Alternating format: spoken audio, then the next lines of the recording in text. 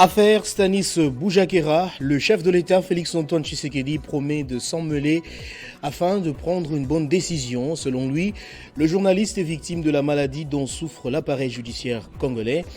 Le président de la République a répondu aux questions de Jean-Marie Kassamba. Au Sénégal, le pays est toujours dans l'attente de la nouvelle date de l'élection présidentielle qui doit se tenir dans les meilleurs délais selon le Conseil constitutionnel. Mais le président Macky Sall n'a jusqu'ici dit mot quant à ce. Essentiel de l'actualité sur Télé 50, bienvenue à tous. C'est sur demande du président de l'Union nationale de la presse du Congo, section Kinshasa et patron de l'espace 50, Jean-Marie Kassamba, que Félix-Antoine Tshisekedi a pris l'engagement de suivre personnellement le cas du journaliste Stanis Boujakera, détenu dans les locaux de la prison centrale de Makala depuis le 14 septembre 2023. Le chef de l'État estime que le confrère est sans doute victime du dysfonctionnement de la justice congolaise qu'il qualifie de malade en ce qui concerne les traitements des dossiers. Je vous propose de le suivre. Stanis Boujakera, est-ce que je peux le dire? Aujourd'hui, pas plus tard qu'aujourd'hui, j'ai posé encore ce problème. Tout à fait. Et vous avez entendu tout à l'heure avec le doyen Kibambi, j'ai parlé de la justice qui me donne beaucoup de soucis. Croyez-moi, je n'en dors pas. La justice, notre justice, elle est malade, même dans le traitement des dossiers. Bon, je crois qu'il est victime un peu de ça. Et j'ai vraiment décidé d'y mettre mon nez. Je n'aime pas faire ça. Je n'aime pas le faire, croyez-moi. Je le jure. Vous êtes des journalistes, allez demander. Je n'ai jamais appelé un juge. Je leur fais confiance et j'insiste simplement pour qu'ils disent le droit comme il se doit. Pour que nos compatriotes, enfin les citoyens, parce qu'il n'y a pas que nos compatriotes qui sont justiciables dans ce pays, en profitent. Et j'ai besoin d'une justice qui est correcte, qui est efficace, parce que c'est comme ça, c'est sur cette justice que nous bâtirons l'état de droit que nous voulons, cet état qui va transformer le Congo. Donc je veux cette justice. Et à cause de leur tergiversation, peut-être que ce jeune homme est en train de moisir dans ce... Alors aujourd'hui j'ai posé cette question parce que je soupçonnais qu'elle viendrait de la part des journalistes. Donc je vous le dis solennellement, j'ai décidé de fourrer mon nez au moins pour une fois dans cette justice. Ce briefing de presse était aussi une occasion pour le président de la République de donner son avis sur la place de l'opposition dans le prochain gouvernement de la République, dont la publication ne devra intervenir qu'après le rapport fourni par l'informateur. Je vous propose une fois de plus de le suivre. C'est pas à moi de... Donc l'opposition, parce que beaucoup comprennent, je pense, beaucoup, et je crois que c'était un peu votre question, beaucoup pensent que ça veut dire l'opposition sera invitée à venir au gouvernement. Non. Je suivais tout à l'heure dans la voiture, à la radio, le porte-parole d'Ensemble. C'est vrai, il est dans son rôle d'opposant, mais j'ai aimé sa réponse. Il parlait de l'informateur, l'invitation à l'informateur. Il dit, mais non, nous n'avons rien à faire là-bas parce que l'informateur est en train de réfléchir sur la mise en place d'une majorité. Nous ne faisons pas partie de cette majorité, nous sommes de l'opposition. Il a raison. Maintenant, il a émis certains arguments pour lesquels on peut dire c'est discutable. L'affaire Okende, c'est le régime. Il y a des enquêtes, il y a... Bon, c'est peut-être encore la justice qui tergiverse, possible, mais ce n'est pas de notre responsabilité, ni son meurtre, ni le retard pris dans le traitement du dossier. Mais là, encore une fois, on laisse faire les experts. Pourquoi est-ce que moi je vais m'inviter dans cette histoire qui nous a tous traumatisés? Donc voilà, d'accord avec certaines des choses, mais j'ai aimé sa réponse. Il est opposant, il est de l'opposition, il va s'organiser comme opposants. Et ce que moi je peux garantir, c'est leur liberté d'organisation et de fonctionnement, si toutefois ils continuent de respecter la loi. Il a parlé d'opposition républicaine, c'est ça une opposition républicaine, et il aura tout mon respect. Autre chose à présent, l'accord signé à Bruxelles le 19 février entre l'Union européenne et le Rwanda sur le développement des chaînes de valeur durables et résilientes pour les matières premières critiques continue de faire réagir au sein de l'opinion publique. Les réactions ne cessent de fuser de partout pour dénoncer l'hypocrisie de la communauté internationale. On en parle avec un expert en politique étrangère et producteur associé du JT diplomatique, M. Henri Désiré Nzouzi, en ligne avec nous. Bonjour monsieur, dites-nous que cache selon vous cet accord signé entre l'Union européenne et le Rwanda sur le développement des chaînes de valeur durables et résilientes pour les matières premières? Écoutez, la réponse est toute simple. Le Rwanda n'étant ni producteur, ni connu pour abriter des réserves en minerais critiques et stratégiques, on peut effectivement se poser des questions. Nous sommes là dans un cas flagrant de suspicion légitime, puisqu'on voit très bien la tentation qu'il y a de contourner d'une certaine manière le circuit officiel d'exploitation, notamment dans un pays qui est reconnu pour abriter des réserves importantes, en l'occurrence la République démocratique du Congo, et c'est un double acte de défiance, puisque d'un côté, on privilégie soi-disant un régime stable qui ne produit aucune des ressources mentionnées dans ce mémorandum, mais surtout, on fragilise un pays qui essaye précisément de recouvrer son intégrité territoriale dans des zones où il est connu et reconnu que le Rwanda, via des proxys, que sont des groupes armés, en l'occurrence le M23, poursuivent justement ce conflit à cause de ce mobile qui consiste à exploiter ses ressources naturelles. Donc on voit très bien que c'est une manœuvre et cela est totalement inacceptable. On a vu la réaction du chef de la diplomatie congolaise dénonçant cet accord, mais est-ce que vous pensez que la République démocratique du Congo, M. Henri, devrait faire plus au-delà d'une simple dénonciation? Absolument, Kinshasa devrait faire beaucoup plus. Et je dirais même que la réaction ne me semble pas du tout à la hauteur de la gravité de la situation. Je pense qu'il aurait été inspiré d'abord de convoquer l'ambassadeur de l'Union européenne ici aux affaires étrangères pour qu'il puisse s'expliquer sur à la fois la teneur et le contenu de cet accord. Vous savez que lorsque vous convoquez un ambassadeur aux affaires étrangères, c'est d'abord une manifestation de colère et surtout on exprime une vive préoccupation par rapport à une situation.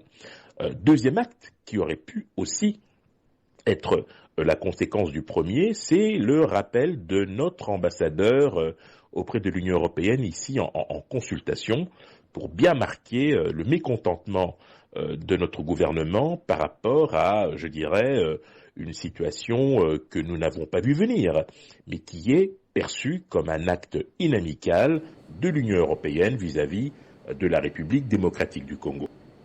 Merci à vous, Henri, d'avoir répondu à nos questions. Je rappelle que vous êtes expert en politique étrangère et producteur associé du JT diplomatique. Vous le savez, le 18 février dernier, la Constitution de la République démocratique du Congo a totalisé 18 ans depuis sa promulgation. À cette occasion, de nombreuses questions se posent, notamment sur l'applicabilité des plusieurs dispositions par des Congolais leaders d'opinion. La jeunesse congolaise, quant à elle, se montre engagée à mener des plaidoyers pour l'applicabilité de certaines texte afin de faire avancer le pays. Nous vous proposons de suivre ce commentaire réalisé par Nathan Diamouete.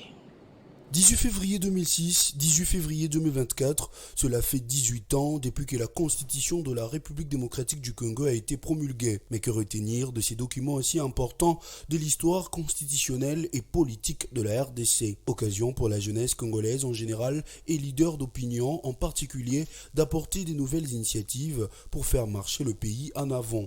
C'est le cas de plusieurs jeunes de Kinshasa, parmi eux Obed Mounouma, porteur d'une proposition sollicitant l'implication personnelle du président de la République Félix Tshisekedi sur l'applicabilité et la vulgarisation de l'article 142 alinéa 2. En effet, dans une note explicative adressée au chef de l'État et réceptionnée par le service courrier de la présidence de la République, ces jeunes Congolais ont relevé la nécessité de la traduction des lois et textes juridiques en 4 langues nationales, telles que garanties par la dite Constitution depuis sa promulgation.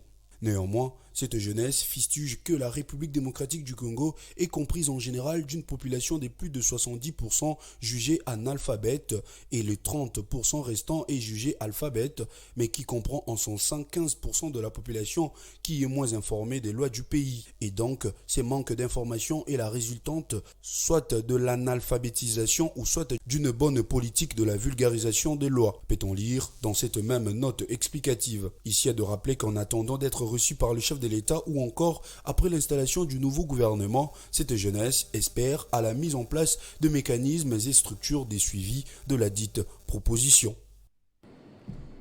En santé, ouverture du premier congrès extraordinaire du syndicat national des médecins à Kinshasa, ces assises de 3 jours réunissant plusieurs médecins venus de différents coins de la RDC ont pour objectif de travailler sur des réformes au sein de cette organisation. C'était au centre Nganda de Kinshasa que s'est ouvert le 6e conseil du syndicat national des médecins, SINAMED en sigle. C'est donc pour ça que quand le directeur m'a informé, lorsque j'avais un atelier à clôturer, j'ai privilégié le SINAMED parce que vous êtes un partenaire important. Nous sommes un partenaire important de l'approche santé universelle, mais aussi c'est l'occasion pour moi. Mais il m'a appelé de là où il est, il a des une visite privée pour une visite privée, mais il a appelé, nous avons échangé ce matin, et il m'a demandé de venir dire au SINAMED combien vous êtes important, parce que vous êtes parmi les premiers à avoir suivi la couverture santé universelle, qui est un pilier, comme l'a dit le professeur, du programme de Jacques Létard. Durant ces assises de 3 jours, les médecins venus de toutes les provinces de la RDC vont devoir échanger autour de la grande thématique à l'ère des réformes conséquentes pour un leadership syndical fort, responsable et réaliste. L'objectif est unique, c'est-à-dire nous avons des problèmes qui nécessitent une décision du Congrès, qui dépasse le niveau du bureau exécutif national. C'est comme ça que nous avons recouru par les voies légales et statutaires, c'est-à-dire l'article 20 de nos statuts, qui nous demande de pouvoir nous réunir en congrès extraordinaire lorsque le besoin se fait sentir. En présence du vice-ministre de la Santé, les médecins membres du SINAMED vont aussi devoir apporter des réformes au sein de leur syndicat. Ces assises s'est ouvert le 22 février et se clôturera le 24 février 2024.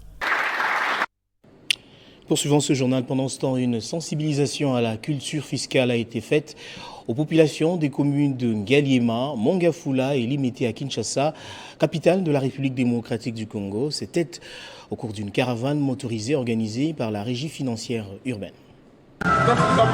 C'était la deuxième étape de la caravane de la Direction générale des recettes de la ville de Kinshasa. Pour ce deuxième jour, la DGRK a sillonné dans plusieurs communes de la capitale, dont Ngaliema, Mongafula et Limete, respectivement dans l'ouest et sud-ouest de la ville, avec comme leitmotiv sensibiliser les habitants de chaque coin au paiement de l'impôt foncier et celui sur les revenus locatifs exercice fiscal 2024.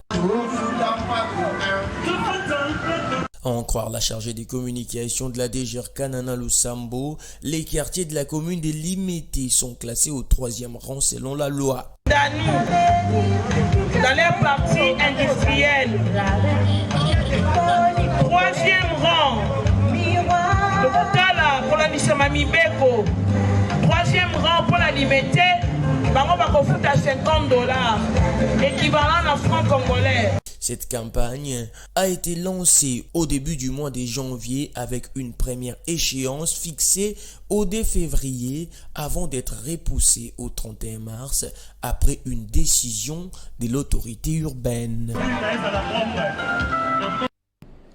Et puis l'actualité internationale nous amène au Sénégal où le président Macky Sall a laissé jeudi en suspens la date de la présidentielle dont il avait décrété le report tout en rassurant que son mandat à la tête du pays se terminerait comme prévu le 2 avril. C'était lors d'une communication faite devant la presse. Les incertitudes planent encore au-dessus du Sénégal malgré la prise de parole du président. Macky Sall a laissé ce jeudi en suspens la date de la présidentielle dont il avait décrété le report tout en assurant que son mandat à la tête du pays se terminerait comme prévu le 2 avril. Le président de la République a également répondu à une question sur l'opposant Ousmane Sonko, toujours emprisonné à Dakar, affirmant qu'il n'avait aucune objection à sa libération et qu'il était prêt à ce que tout bénéficie de ce pardon, une référence à la libération de plusieurs prisonniers politiques ces derniers jours. Plus tôt cette semaine, la ministre de la Justice, Aïssata Tall Sall, avait affirmé devant la presse qu'un autre lot de dossiers de libération de prisonniers serait certainement examiné. Il y a quelques jours, le Conseil constitutionnel avait mis au veto au report de l'élection présidentielle, demandant la tenue du scrutin dans le meilleur délai. À la suite de cette décision, la pression de la communauté internationale s'était intensifiée sur le pouvoir sénégalais.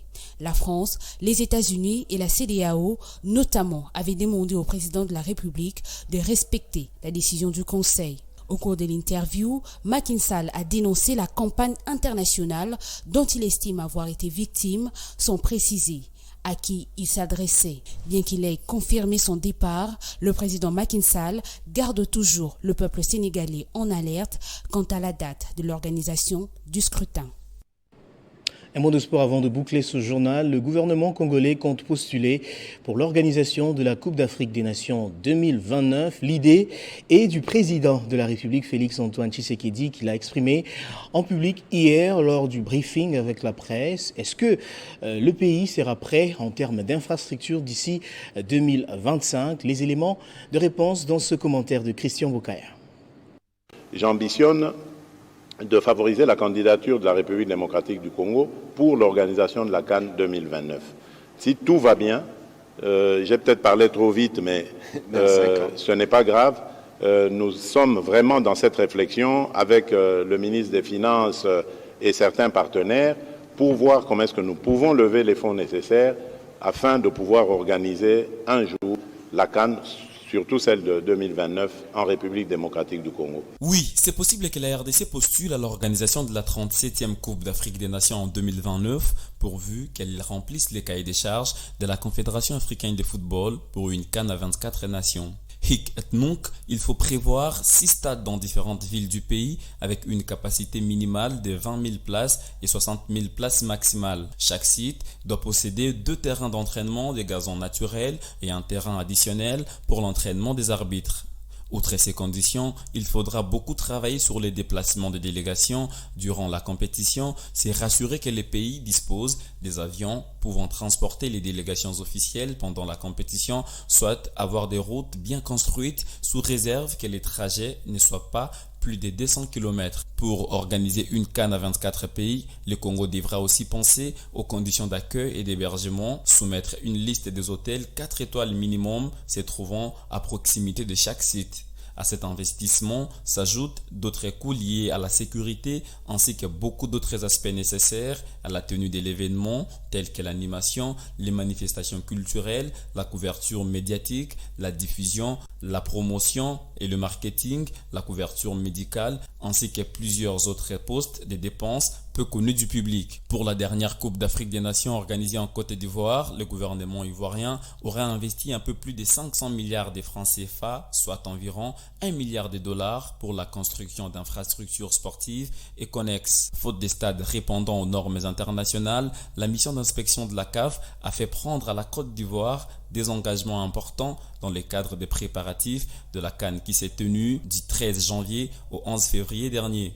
Après avoir relevé les défis de l'organisation de 9e Jeux de la francophonie à Kinshasa, le Congo peut aussi organiser une meilleure CAN en 2029 si la CAF valide sa candidature, mais l'idéal serait de se mettre au travail maintenant pour être prêt d'ici 2029.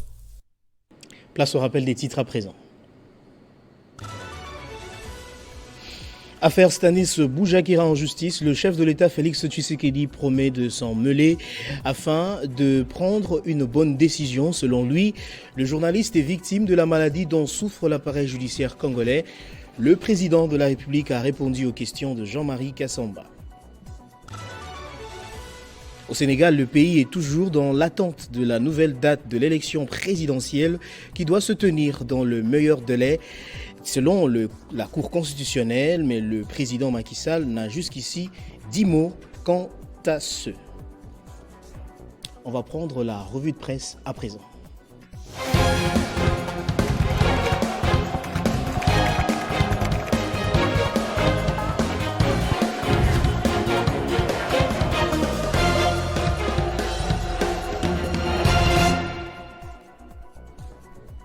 La revue de presse d'aujourd'hui, c'est avec Joël Isselona qui me rejoint sur ce plateau et à qui j'ai dit bonjour et bienvenue madame.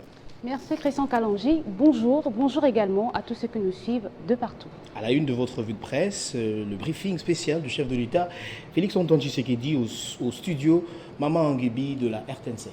Un face-à-face du président avec un panel de professionnels des médias dont les divers aspects ont été exploités différemment par les tabloïds congolais ce vendredi, débutant avec la prospérité qui rapporte que face à l'insécurité grandissante dans la partie est de la RDC, le président de la République, Félix Tshisekedi, a exprimé sa détermination à en finir avec cette agression du Rwanda. C'est ainsi qu'il s'est dit prêt à relever de la guerre contre le pays des 1000 collines si, après toutes les discussions pacifiques et les efforts diplomatiques, cette option s'imposait comme l'ultime alternative pour amener la paix au pays. À l'agence congolaise de presse de renchérir. Pas de négociations donc entre le gouvernement RD congolais et les M23, mouvement rebelle qui terrorise les populations civiles au Nord Kivu. C'est la position du président de la République, Félix Tshisekedi, qu'il a réaffirmé au cours de ce briefing avec la presse. Pour son premier rendez-vous avec la presse RD congolaise, depuis sa réélection, Félix Tshisekedi a donné priorité à la situation sécuritaire dans la partie orientale de la RDC, où les combats entre les forces loyalistes et les rebelles du M23 soutenus par le Rwanda se sont intensifiés à une vingtaine de kilomètres de la ville volcanique de Goma, au Nord Kivu, note ce bulletin quotidien.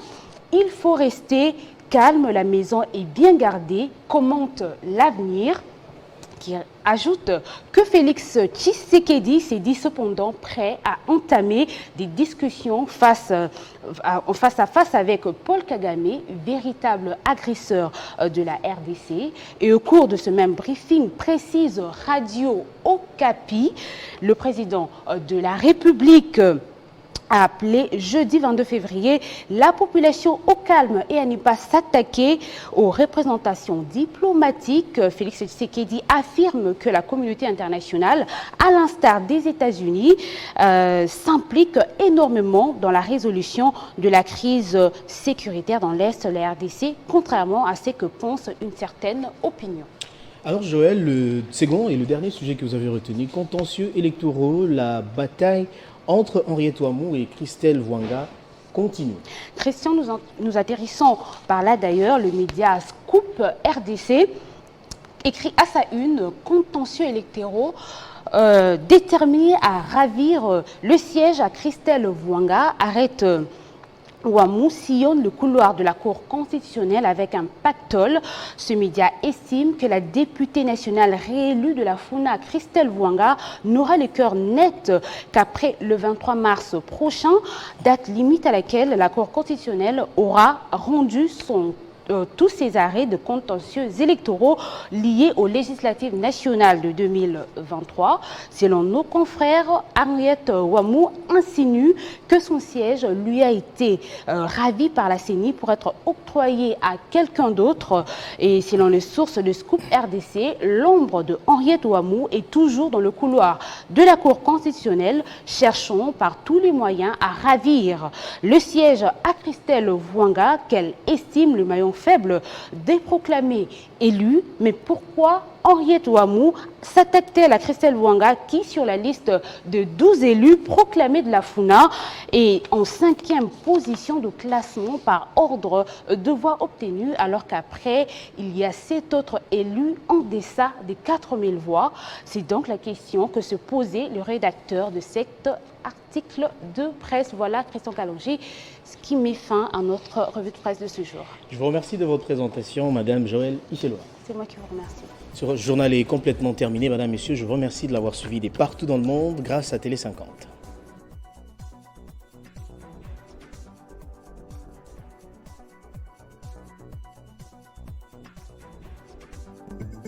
Retrouvez toute l'actualité en continu sur www.tele50.cb.